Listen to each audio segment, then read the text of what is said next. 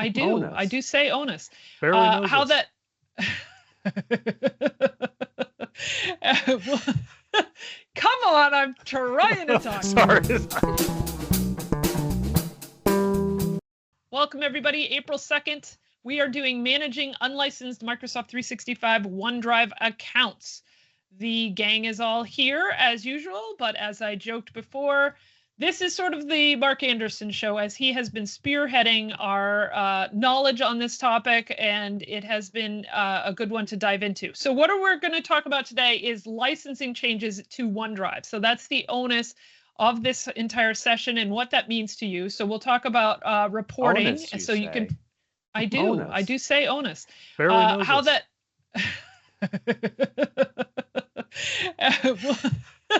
Come on, I'm trying to talk. Sorry. So then we'll talk about reporting that you can help figure out how that affects your tenant. We'll talk about migration strategies. Todd will have some words on PowerShell because I'm feeling generous. We'll have a Purview angle on retention policies and how they affect things. Derek is going to talk about Microsoft Archive and how that fits into the whole thing. And then back to Mark again to talk about governance going forward on this topic. Okay. So moving ahead, what are the changes? What's happening? So Microsoft announced that they are changing the rules on how unlicensed OneDrive accounts are managed. And by unlicensed OneDrive accounts, in case that's not obvious, and it might not be because it's a little bit of a weird wording, it means that when you unlicense a user and that user had a OneDrive because they were licensed and have content in that OneDrive. And so whatever they might have put in their OneDrive, which could be, keep in mind, synced, as we missed it from last week's, synced desktop documents and photos from their device. So they didn't have to necessarily manually put things in their OneDrive, although they could have. This can be all of that content as well. So starting January 27th. Actually, it also affects 0-byte OneDrives. It's just that nothing matters. Well, they're still out there. Okay,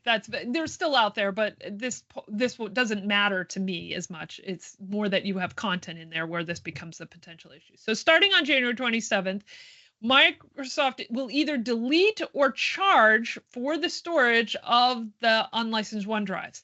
And so those changes are going to occur on the tenants on a rolling basis. So it may not have come to your tenant yet. It was originally announced apparently in August 2024. Most of us didn't realize that or didn't see that. The program began on January 27th of 2025. And so it goes, the transition period is until May 16th. So that's this whole flux time where it may or may not be happening to you in your tenant. But you got a plan. Right? So that's why we're doing this session now. We are going to give you all the information and give you some ideas on how you can take care of that in your tenant. All right. So moving forward, Mark, go ahead. Huh? Oh, does this affect your tenant? This is your slide. I don't remember. So the quick answer is yes. If you've ever used OneDrives in your tenant, and you may not even realize that you have, if you think you haven't, this still probably affects you. So it's really a question of, how should you think about this? What should your sort of governance mindset be around this? The image here is what we see in our tenant, the Simpraxis tenant. When we go into the SharePoint Admin Center and go under reports reports, and then choose OneDrive accounts, it gives you a summary of what is in your tenant and several buckets which may apply to the OneDrive accounts that you still have. That is a pretty good high-level view, and then you can click on view more details, which, yes, you guessed it, give you more details. And I've found that the number of unlicensed accounts in the image that you see on the screen and the number when you look at the details doesn't quite match. Not quite sure why. So I think really, if you want to think this through intelligently, you want to make sure that you're looking at those details. You can download that to Excel and analyze. So I've gone through this with a client who had a lot of stuff going on, and I'll talk about that a little bit. But you can see there are some buckets there. All 9 of our OneDrives that are unlicensed, just unlicensed, are active users with no license. That means there's no retention policy on them. They're not a duplicate account. Duplicates can occur if somebody's name changes, or you just change their name in Entra ID. You actually get a separate OneDrive, which is a little bit messy. So we tried to figure out what that was. We sort of mitigated that. Next slide, please. Or is that Moving not my on. slide? Nope, It it's is not my slide. Todd. So once you know that you've got some of these OneDrives, what can you do about them?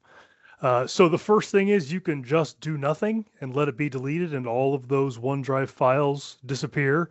Or like the meme I pasted in there, maybe the person didn't know where they were anyway, and so it just doesn't matter. But you do have the option of just letting them be deleted, and then they will be gone, and there will be no problem. If you want to save some of them, then you need to figure out how you want to do it. And that depends on what tools you've got available to you, how many files you're going to be moving, where you're moving them to, stuff like that. So one of your options is you can sync that drive, because the manager or whoever will get ownership of that. So you can sync to that, and then that will copy them down to your computer, and then you can just copy them wherever you want. You can copy them to a SharePoint site, you can copy them to your OneDrive, you can copy them to local storage, whatever, but you can use the OneDrive sync as one way to do that. Another way, if you like even more manual, clumsy ways to do it, you can use the copy to and move to inside of OneDrive. So you got to go to the My Files, and then you can hit the buttons or whatever and hit copy to or move to. If you just have 2 or 3 files, that might work, but I wouldn't do that with too many more, because it gets kind of ugly. If you have a lot of these, or if you've got a big organization that's going to have a lot of OneDrives, you've got active employee turnover, that kind of stuff, you might want to use a third-party tool. We folks here at Simpraxis, we all have matching ShareGate tattoos, and so we would probably want to recommend ShareGate as the tool to do that. But then you can just point ShareGate at the unlicensed OneDrive, and then wherever you want to put it, and Or copy at the very over. least, matching ShareGate socks. Yes. Yeah. What did I say? Did I say tattoos? Tattoos. I You meant did. socks. Yeah. I meant Yeah. socks. I'm wearing Yeah. ShareGate socks today, in fact. Well, go. see, there we go. Or finally, you could use PowerShell, though it's funny because I wrote a PowerShell script and submitted it to the script samples gallery, the PNP script samples gallery, that will download all of the files from a site. So it's the idea that if you want to download every file, you could get it somewhere and then you can upload it someplace else. That doesn't work with OneDrive, because the document library in OneDrive has a different base template than the shared documents library in a regular SharePoint site. So somebody should write a new PowerShell script that does that. But if you wanted to just do a onesie-twosie thing, you could use copy PNP file to copy files from one OneDrive to another location. But as I was researching this, I was like, this looks like another opportunity for me to submit something to the community. So look for that coming out. Absolutely. A way to use PowerShell. Another- I'll just add to that sort of the level 500 maturity model thing that we sort of talk about all the time. We could also automate migration, right? And so from the perspective of being able to see, you could have processes in place that would get triggered on the removal of licenses from a user and in your tenant, and then you could have a workflow that sort of ran off of that would then decide what to do, notify somebody maybe, or essentially move that content to another location automatically. So you could automate that portion of things, and so it's just a good thing to be aware of, that it doesn't necessarily have to be something manual that somebody is involved with, but it is a very mature solution at that point. All right, so back to Mark. Let's talk about the purview angle in the retention policies.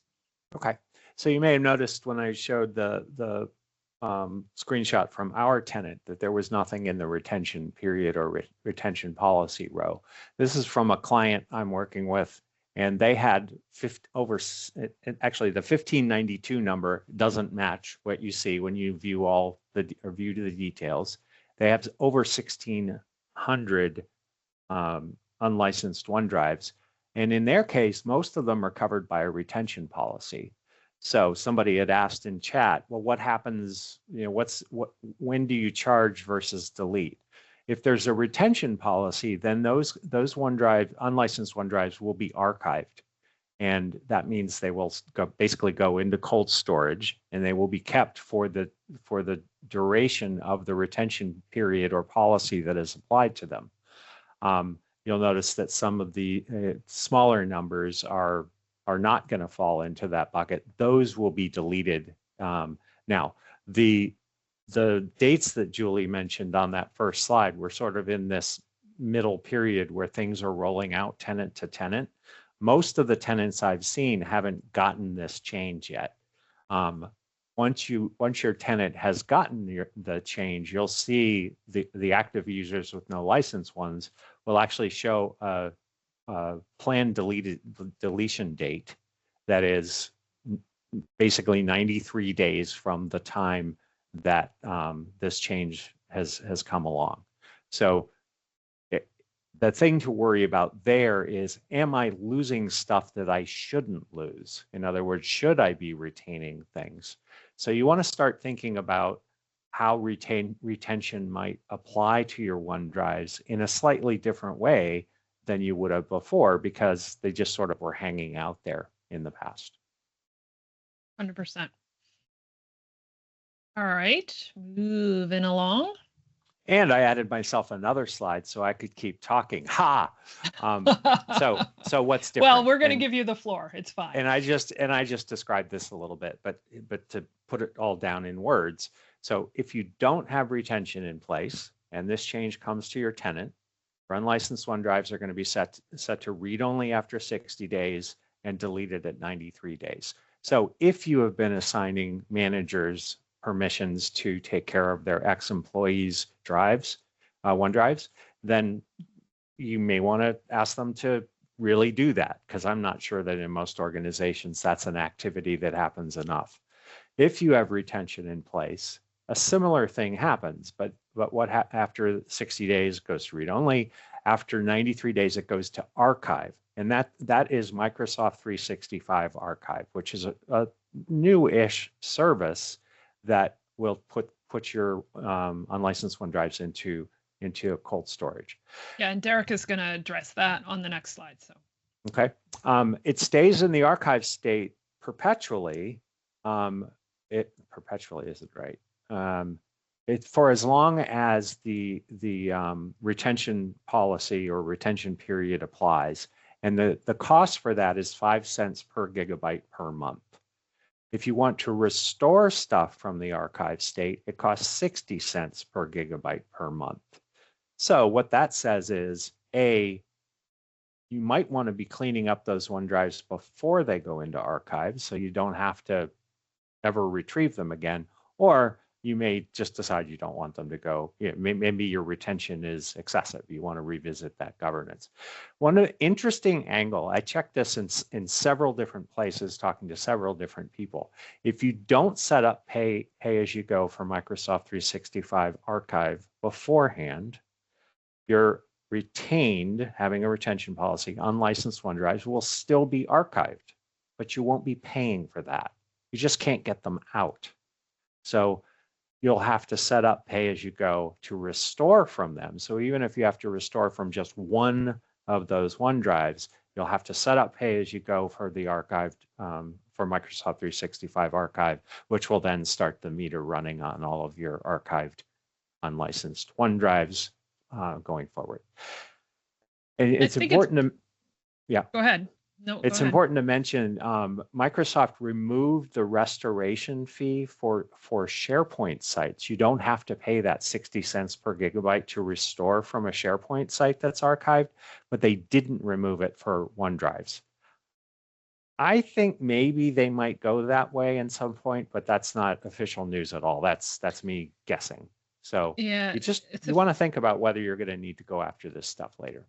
Yeah, it's a fascinating thing. We were talking about this the other day, and there was some sort of can't believe they did this, blah, blah, blah. But I think it's very fair or very good policy for them to say, if you have a retention policy based on the fact that you have Purview, ergo you are in an E5 and or you've added Purview licensing to your tenant, you clearly care about this stuff. And for them to sort of nitpick onesie twosie over the fact that you hadn't set up PayGo yet and you don't have Microsoft Archive there and then just delete your content, I think I mean, as I was saying the other day when we were talking about it, I think that's very good policy. And I'm not mad about the fact that they say, well, then after the fact, if you want it back, you've got to set up PayGo and now we've got you with your PayGo and thereby we'll, charge you in the future. It's not like. So you can sort of, I mean, to me, that's a little bit cheating the system, but Julie's totally right about it. If you let a whole bunch of these OneDrives go into archive state though, and you don't set up pay as you go, sooner or later, you're going to have to turn it on to get something out of there. And if you don't think you're ever going to turn it on, why are you letting them go to archive? Maybe they should just be deleted ahead of time, because you can't delete them once they're in archive state. You have to restore them and then delete them. So you're going to get caught. Yeah, this is a governance question for sure. And it's one you should be talking about now. Yeah, we have a governance slide. So I'll let Derek go and do a little more detail on archive, and then we'll talk a little bit more about that. Yeah, so I mean, Mark already covered a bunch of the Microsoft Archive stuff as it relates to the OneDrive. But essentially, Microsoft Archive allows you to retain any kind of data, put it in an inactive state. It goes into what Microsoft describes as a cold storage tier. But it keeps it all within SharePoint still. So it's retaining all the security boundaries, it's retaining all the compliance standards. So if you're using any of the tools like Purview, it's gonna keep adhering to those principles. Now, the idea is that if you have a terabyte in a single site and it's not being used, you could archive it right now as an active hot backup site. It's taking up storage in your tenant's quota. When you move it to archive, it gets removed from that quota. So that's important, because then it's not taking up your active storage consumption, and that's expensive, right? Because it's based on your licensed users. Instead, it switches over to an Azure consumption model. And that's where the 5 cents per gigabyte per month thing comes into play. However, it's only after you've exhausted your existing storage. Not true. So, Sorry. Oh, sorry. wait. Oh, okay. The OneDrives don't take part in that pooled storage. That's SharePoint storage. So the 1 terabyte plus 10 gigabytes per user is your SharePoint storage pool. OneDrives are, each user gets 1 terabyte. So if a user's an X user's OneDrive goes into archive, you will be paying that. SharePoint and OneDrive storage quotas are separate. I had to learn that as I was going through this. Sorry, I haven't shared that. Yeah, no, I was talking about SharePoint in general. Yes, but for in the context of the OneDrives, right? Yes. It's not. So OneDrive counts for your OneDrive counts regardless of your storage quota. Correct. SharePoint will count only if you've exceeded your quota. Correct. All right, that's good to know. That is good to know. Yeah, and good to spell out too, because it's confusing for sure. All of this is confusing, and it took me a long time to get my head around it. So sorry, I'm being nitpicky. So the restore cost, and I left this here because Mark had mentioned that they had removed the 60 cents per gigabyte restore. So that's amazing, and that's great. The 60 cents will apply to OneDrive. Yeah. But it won't apply to any other SharePoint related sites that you store. The caveat there is that if you need to restore it, you can do so for free. However, you can't re-archive it for 120 days. So if you just need to get one file, it doesn't necessarily make a whole lot of sense, especially if it's a really big site, to restore it, to grab that one file and then archive it again, because you'll have to then wait an extra 4 months to archive it again. Yeah, So there's an They are interesting balance here. Go ahead, Mark. Yeah. they are working on file level archiving. I think that's public knowledge. I don't think I'm violating anything, and they've talked about it, but that won't be around for a while. So yeah. it's always the whole site Yeah. at the So moment. from a SharePoint perspective, if you do have content that is literally archived and you're saving it for whatever posterity or just in case, this actually makes Microsoft Archive a little bit more of an attractive option. So, I mean, it does. Your admins can your Purview can still see it, and so can admins. So they can go in and look and see what's in there. Yeah. Versus your everyday user. So there's an interesting balancing act here because, of course, Azure, you're saying, instead of using Azure storage consumption, which is 100% like valid because of what we were talking about with retaining all that security and compliance, and of course, the one button aspect of it. I think what people need to think about is if that security / compliance, I think it's really only when you have to be able to do discovery, like e-discovery in a certain way, but if you're archiving something and you're doing it intentionally and it doesn't have the compliance discoverability perspective to it, it may behoove you to take, especially if it's a large amount of data, like large video files or large photo files or whatever, to archive that into our Azure cold storage, which obviously can be secured, because it's in Azure, but that cost is like 0.0001 cents per gigabyte or whatever. So if you have huge amounts of data and compliance about discovery is not really the biggest deal, then maybe consider something like that, moving it out of this and moving it into Azure cold storage, because that could be an even better answer. All right, let us move forward again. So Mark, governance going forward. So now let's talk a little bit more about what we should be thinking about as organizations around, what we should be doing with this governance. I think with the rollout period, with 93 days being that when there's going to start deleting, and the rollout period starting in January, through March, which has just ended, you know what I mean? So people are going to start seeing these things deleted now if it applies to them. So, get on the stick, let's get them, moved or mitigated in whatever way you can. But how should we think about it going forward?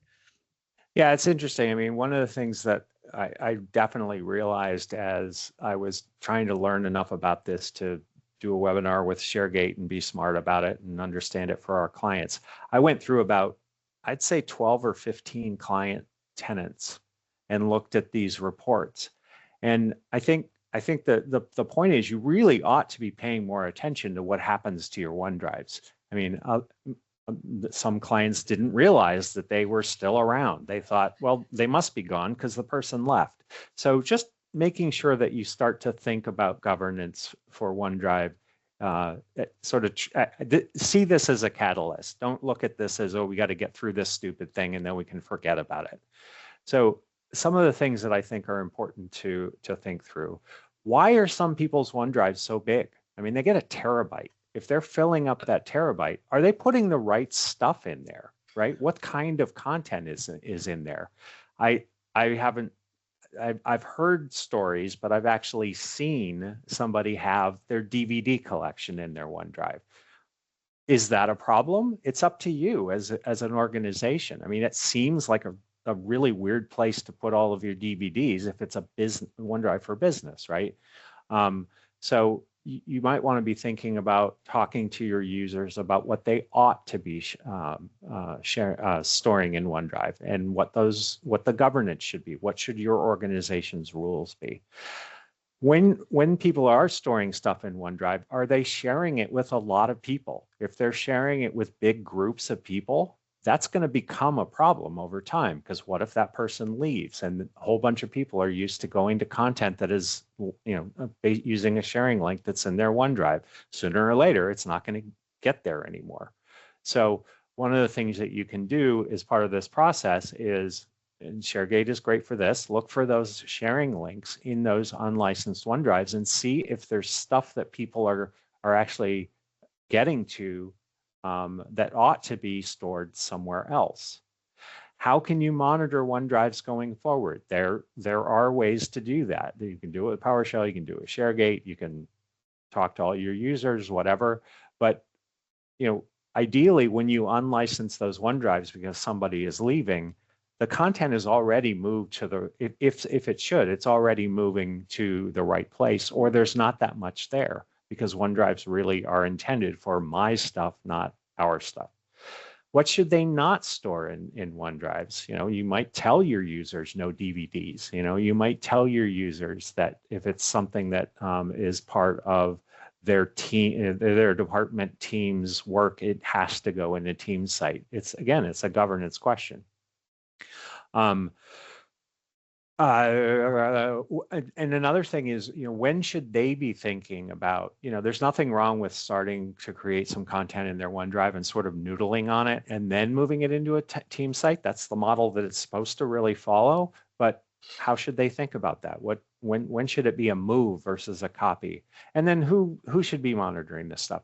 The reason the screenshot is on the right side is one of the things that's happening sort of part and parcel during this time period is they're taking away the everyone except external users sharing option for OneDrives. If you think about it, if you're sharing something to everybody except external users, that content should not be in your OneDrive. It ought to be in a non-me place. It ought to be in a we place, so that if I leave, that content is still available to everybody who needs it. So lots of different thoughts here. Don't just sort of walk past this thing and not take this as an opportunity to rethink your governance. That's great advice all over. And Julie, we have a policy at Praxis that you can keep all your MP3s in. Well, thank in your you. OneDrive. Luckily, so, I put it in my because it's a written MVP policy. Tenant. Yeah, I put it in my MVP tenant. I wasn't going to break any Praxis rules. But that's the point. Is that there's not a wrong answer there. It's how should your organization think about it? Let's see. Is there any questions we should address since we have about a minute? Our settings and the user's retention settings, will that not apply anymore? Oh, okay. So Greg asked, in the SharePoint Admin Center under settings and the OneDrive retention settings, will that not apply anymore?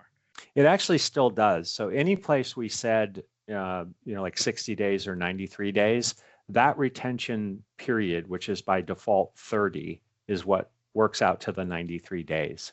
If you've got that set to a longer period, I was in a tenant the other day that had it set to 365 days, then it will not delete that for 365 days. What I don't know, well, no, actually I do know. It won't go into an archive state either, because depending on whether you have retention on or not. So you might have it set for a longer period of time. The manager can go in there for a longer period of time and access stuff, and then the thing will happen. So that retention setting is part of the equation, and you want to take that into account with what you're doing too. Not a lot of people change that in my experience. Yeah, I haven't seen many people change that either. Yeah, no, those are good, definitely good ideas all around. All right, I didn't see any other questions, but if somebody has one, we do have a minute or two, so you can raise your hand. Otherwise, we have resources. Mark has shared a bunch of, there's an FAQ around this on managing unlicensed OneDrives, the overview of archive and the pricing model changes there. That'll be useful.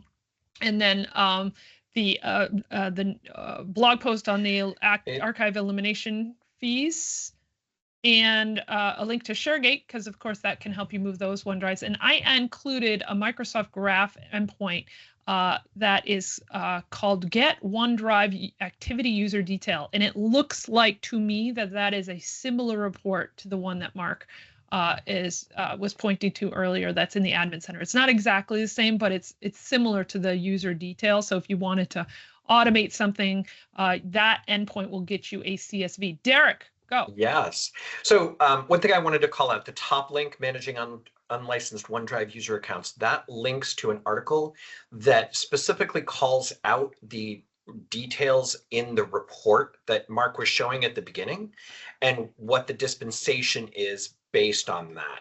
It's a little bit confusing because I know when I read that report, I read it completely wrong. and Mark schooled me on it. So it gives more detail. So read it, and so that you can understand what the report means. Yeah, I think they try to cover too many different scenarios in that article, and it just becomes very jumbled. Yeah, whatever. Anyway. I also put in the chat, and I had added it to the slide too late when Julie started sharing, but I did a longer form webinar with ShareGate about this, and that there's a link there to that in case you want to hear me talk a lot more. I think somebody is re-asking about the 360-day setting that retention policy. I think you did change it. The default is 30. It may not have been you. It may have been somebody before you got there. But that, not the archiving stuff, not necessarily the archiving stuff, but that's a separate number of retention days that will apply to unlicensed OneDrives, regardless of whether they're retained or not. And it just sort of pushes out the deletion. Okay, that's good to know. And until they're archived, which would imply the retained thing, you wouldn't be charged for the archive anyway because they've been free. Cool. All right, so April 16th is our next Ask Some Praxis, and guess what, people? We're 5 years old. We have a couple of little special things planned, but basically consider this an Ask Some Praxis. We'll be answering questions, so please submit them if you want to, or come bearing your questions. We'll answer them live out of the chat, obviously. So please join us for a little memorandum and some look back on the last 5 years of doing Ask Some Praxis. And as always, see us live, Microsoft 365 Community Conference. We have a discount code there for $150. The ECS, European Collaboration Summit, that's in May. We have a discount code for that. And then TechCon 365 Seattle, we have a discount code for that. So if you want to join us and see us live, definitely do so. And that is all for this week. We went a tiny bit over, so I will get out of here. And thanks everybody for coming. We will see you next time. At the next one? I may eat cake without you, but... Ooh, cake.